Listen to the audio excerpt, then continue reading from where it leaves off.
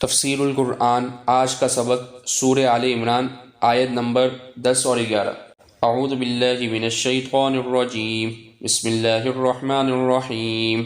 ان الذین کفروا لن تغنی عنہم اموالہم ولا اولادہم من اللہ شیئا واولئک هم وقود النار كدأب آل فرعون والذین من قبلہم كذبوا بآياتنا فأخذهم الله بذنوبهم والله شدید العقاب۔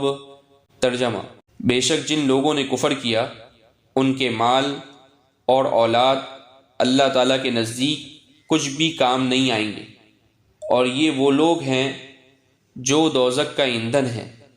ان کا طریقہ وہی ہے جو آل فرعون کا اور ان لوگوں کا تھا جو ان سے پہلے تھے۔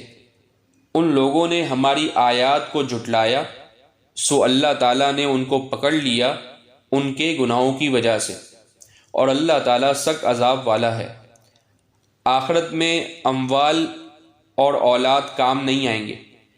اہل کفر اپنے مالوں پر اور اولاد پر بہت فخر کرتے ہیں اور یہ گمان رکھتے ہیں کہ یہ چیزیں ہمارے لیے بہت فائدہ مند ہیں، دنیا میں کچھ نہ کچھ فائدہ پہنچ ہی جاتا ہے۔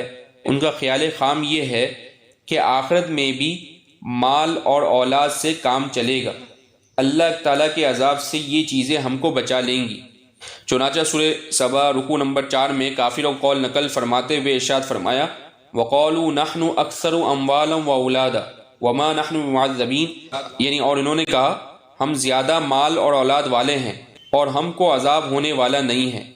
جب آخرت میں کفر پر عذاب ہوگا تو وہاں مال تو ہونے کا ہی نہیں، اگر مال بھی ہو تو جان کے بدلے قبول نہیں ہو سکتا، جیسا کہ اسی صورت کے رکوع نمبر 9 میں فرمایا، ان الذین کفروا وماتوا وهم کفار فلن يقبل من احدهم ملء الارض ذهبا ولو افتدى به اولئک لهم عذاب علیم وما لهم من ناصرین۔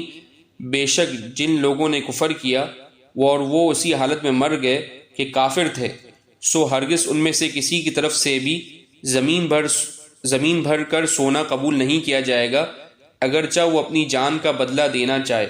ان کے لیے دردناک عذاب ہے اور ان کے لیے کوئی بھی مددگار نہ ہوگا۔